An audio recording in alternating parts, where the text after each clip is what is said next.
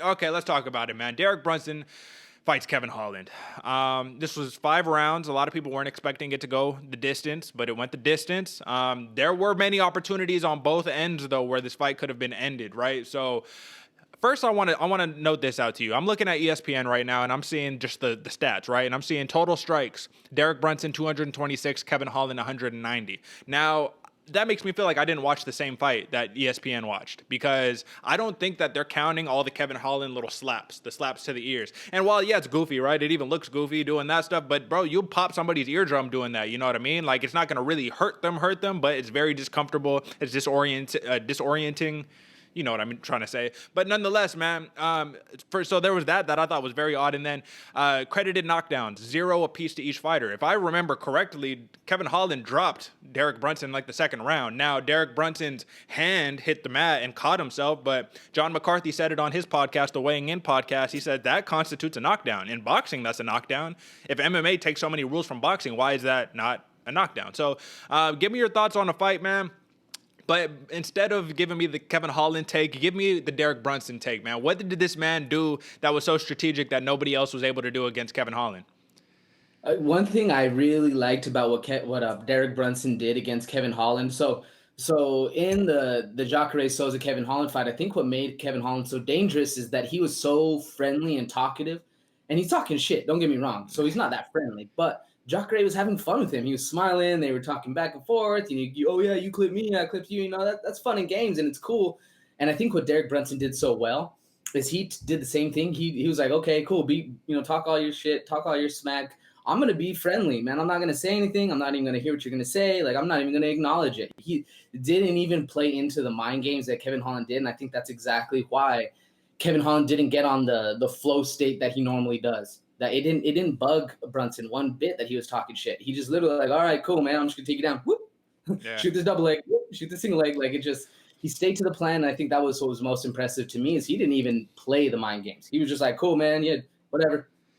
To a degree, though, I kind of disagree. And what I mean by that is I thought that Derek Brunson, he was almost absolutely gassed by round 4, right? You know, this dude was super tired and he was doing a lot of wrestling, so it's understandable and it makes sense. But I kind of feel like he got emotionally drained, right? Kevin Holland, you're just trying to smash this dude with your ground and pound. You said it yourself.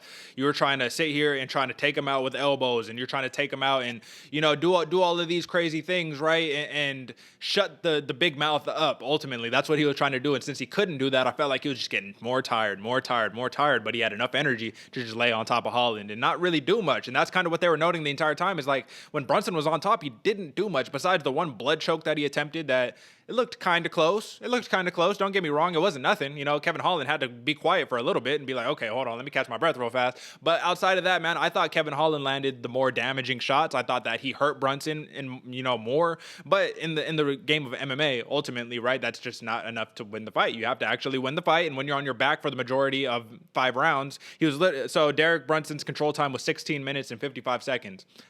Almost 17 out of 25 minutes Derek Brunson controlled. So obviously a win is a win. But as our show, you know, the betting show that we have here, all bets aren't created equal. All wins aren't created equal. And this was not a devastating win. This was not a huge win in my book. Yes, the name was big. Yes, you did something that nobody else could do. But then let's flip it. Kevin Holland, right? Though it didn't mean anything in the grand scheme of it, he still lost. He's the first man to take Derek Brunson down in the UFC. There's 183-pound middleweight who's saying, I'm about to move down to welterweight, dude. Like, whatever. I'll fight Bilal Muhammad. It's all good. You know what I mean? Like, does that say anything to you? Like, does that mean anything in the grand scheme of things? I think it actually spoke volumes because, man, nobody's been able to take Derek Brunson down.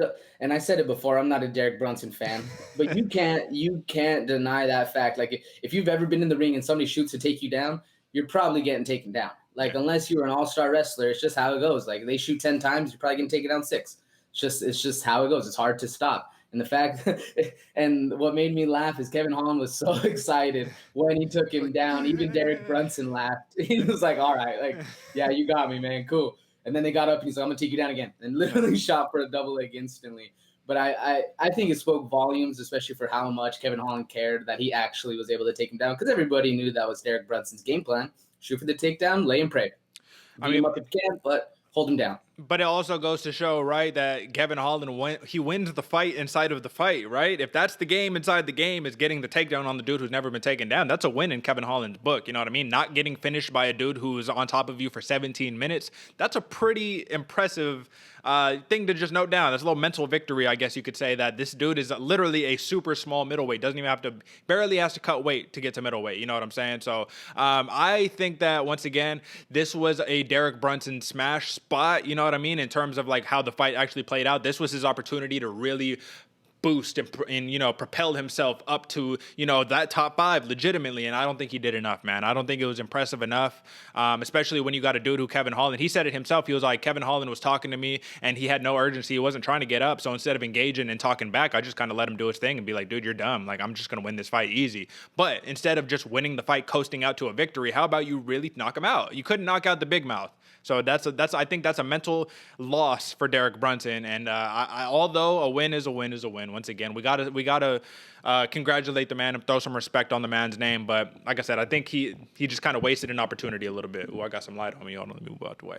All right, yeah, so you could even see it in the end. His body language said the same thing. He won the fight, but he really lost it. yeah, exactly, man. So listen, that's the big one, and we'll talk about where they go in a second here. But I just want to note one last thing before we kind of move on to these last 2 fights on the main card. AJ, you just said it a little bit earlier. You're like, dude, I'm not a fan of Derek Brunson whatsoever in MMA, right? Because we realize that MMA is more than just wins and losses, right? A lot of it is about your personality. A lot of it is about how many, you know, butts can you put in the seat. You know, how entertaining are you? And Derek Brunson just put on a showcase of how he is the least entertaining fighter in the middleweight division by far with the lay and pray methodology, which I'm surprised that Herb Dean didn't stand them up more because Derek Brunson inactivity. So how far do you think he can go with that type of style, man? Do you ever anticipate this man challenging for a title with that style? No, not one bit. I think like that's an easy question. I also don't think Dana's gonna even let him fight anyone notoriety wise. It's hard to say. I mean, as a fan, I don't enjoy watching a wrestling match when I could just go watch a wrestling match. You know, if you're gonna take somebody down and beat them up, like finish the fight, you know, do it like you would if this is the actual real streets. But I don't see him going much of anywhere. I don't even see his stock rising, to be completely honest, because he's proved more so that he is a gatekeeper. And Kevin Holland might not have crossed that gate this time, but you're still holding it open for a lot of other prospects. Yeah, no, I hear you, man. And ultimately, he something that he had said was that Dana White, he's like, he'll be mad at you for one fight and then you knock somebody out and then he'll be all in love and all happy with you the next fight. So he's like, I don't care. I don't care what people think. All I'm trying to do is I'm trying to, you know, call out Paulo Costa and fight the Paulo Costas. And like I said, we'll hit that on the match.